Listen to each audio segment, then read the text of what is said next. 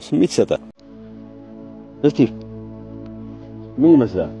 ደህና ሰው ዝም ብለን ስናይ ደስ አትልም ወይ ደግሞ ቆንጆ ናት አይደል እንላለን። አንዳንዴ ደግሞ እዛው ላይ ሆነ ውብ ናት ምናምን እንላለን።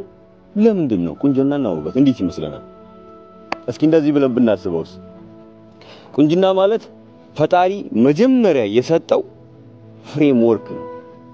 በህንፃ ለንገራችሁ፣ በኪነ ህንፃ ጥበብ አንድ ኢንጂነር አውቶካድ ላይ ቤቱን ያሰፍርና ያሳያቸዋል አይደል? ምን ይላቸዋል? መጀመሪያ ላይ ያመጣና ቁጭ ያደርገውና ይሄ ፍሮንት ቪው ነው፣ ይሄ ቶፕ ቪው ነው፣ ይሄ ምናምን ይለናል አይደል? እሱ ቁንጅና ነው። ያ ማለት ማሜ ልክ እንደዚሁ እንዳለ ፈጣሪ እንደፈጠረው በቃ ይሄ ነው ቁንጅናው። ውበት የሚመጣው ያ ኢንጂነር ቤቱን ከሰራ በኋላ ሴራሚክ ሲያለብሰው፣ ቤቱ ጂፕሰም ሲሰራ፣ ቀለም ሲቀባ፣ የበረንዳ መወጣጫዎች ሲኖሩት ተዋበ። አንዲት ቆንጆ ከንፈር ያላት ሴት ቀለም ስትቀባው አስዋበችው። ጥሩ ጸጉር ያላት ሴት ስትተኮሰው አስዋበችው። ስትቀነደበው አስዋበችው። ስለዚህ እዚህ ጋር እንጠደቅ። ቤተ ውበት ነው አይደል የምንላቸው? ቢዩቲ ሳሎን አይደል የምንላቸው? ቤተ ውበት ነው። እዚህ ጋር ነው ጠቡ የሚጀምረው። እግዚአብሔር የሰራው እጅ ነው የሚያምረው ወይስ ሰው ያስዋበው እጅ ነው የሚያምረው? ውበት ብዙ ጊዜ አሁን ላይ በተለይ በዚህ ዘመን በሴቶቻችን ውስጥ የምናየው ነገር እጅ ያወዛውን ውበት ነው እያየን ያለነው።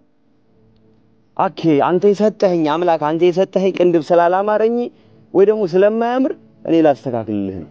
ቅንድብ መቀንደም ማለት ሌላ ምንም ትርጓሜ የለውም። ኦፍ ኮርስ እንደዛ ነው የሚመጣው አይደል? ፈጣሪ የፈጠረውን ነገር ቅርጽ ማስያዝ ማለት ነው።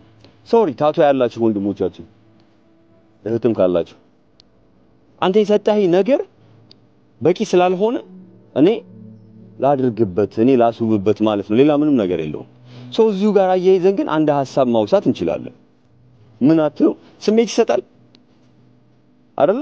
በተወሰነ መንገድ እስኪ እዚህ ጋር አንድ ነገር እንይ አያይዘን። ብዙ ጊዜ ለውበት የምንጨነቀው ውበት ለውጭ ነው። ስጋን ነው የሚፈልገው። እንማራለን፣ እንሰራለን፣ እንለፋለን፣ እንጥራለን፣ እንላለን። ከዛ ብዙ የሚያስውቡን ኮስሞቲክስ ምናምን አሁን ይሄ ፀሐይ ነው የሆነ የምንቀባባው ነገር አናጣም ምናምን እንደዛ እናደርጋለን። ወደ መጽሐፍቶች ወደ እምነቶች ሲመጡ አንድ ደስ የሚል ጠለቅ ያለ ቃል አለ። ምን የሚል? ልባምን ሴት ማን ያገኛታል የሚል አይደለ?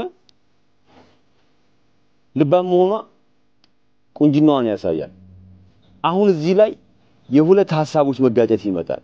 ለምሳሌ ቆንጆ ማለት ቆንጆ የሚሰራ ነው። አንዳንድ ሰው ፉንጋ ሊሆን ይችላል ፊዚካሊ ስታዩት፣ ስራው ግን ቆንጆ ነው። በኢትዮጵያ ፊልም ኢንዱስትሪ ውስጥ ያው ለደህንነታችን ስንል ሁሌ እንደምንለው ስም አንጠቅስም፣ የሆኑ ሰዎች መልካቸው እዚህ ገባ እንለው፣ ስራቸው ግን ወርቅ ነው። ስለዚህ ሲመጡ ውይኔ ቆንጆ እንላለን።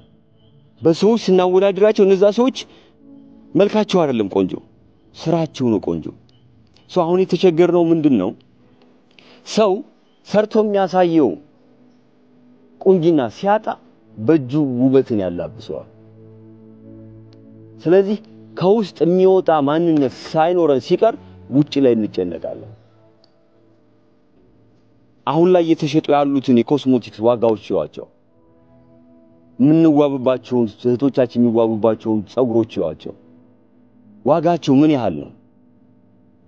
ሁሉም ግን ፈጣሪ ከሰጠን ነገሮች የራቁ ናቸው፣ ያልተፈቀዱልን ናቸው። ስለዚህ በቁንጅናና በውበት መካከል የሚታየኝ አንድ ነገር ነበር። ቆንጆ ማለት ፈጣሪ መጀመሪያ ያስቀመጠው ፍሬምወርክ ነው። እሱን ያ የሰጠን ማንነት ነው። ውበት ማለት ግን ሰዎች በራሳቸው ፍቃድ ፈጣሪ የሰጣቸው ነገር ብቁ ነው ብለው ስለማያስቡ የሚጨምሩት ራሳቸው ላይ የሚያደርጉት ያንተ እጅ ብቁ አይደለም ብሎ እንደማለት ነው። ለዛም ይመስለኛል በየትኛውም የእምነት ተቋም ውስጥ ወደ እምነት ተቋም ብቻ ስትሄዱ ሳይሆን በቀን ተቀን ህይወቶቻችሁ ውስጥ ይህን አታድርጉ፣ እንዲህ አታይበሉ፣ ይህን አትልበሱ፣ ይህን አታድርጉ የምንባልበት ምክንያት ለዛ ይመስለኛል። ምክንያቱም ከፈጣሪ ፈቃድ ውጭ የሆነ በራሳችን ፍቃድ ያመጣ ነው። አንዳንዴም እኮ አለፍ ሲል ይታወቀናል። የትኛውም ሰው ስታዩ ስንጠይቀው በተለይ ሴቶቻችን ስንጠይቅ ያው አሁን ወንዱም ያፉናል ቅንድብ እስከ ማስነቀል ከደረሰ ጥፍር ቤት ሄዶ ጥፍርን መንሰራት ከጀመረ ወንዱም ምን አለ ከዚህ በኋላ እኮ አብቅተናል ስለዚህ እንዲህ አይነት ነገሮችን እንደው ዝም ብዬ ሁሌ ሳስባቸው ግራ ስለሚገቡኝ ነበር ትርጉም ከሰጣችሁና ሐሳብ ጥሩ ከሆነ እንግዲህ ጀባ ብያለሁ አመሰግናችኋለሁ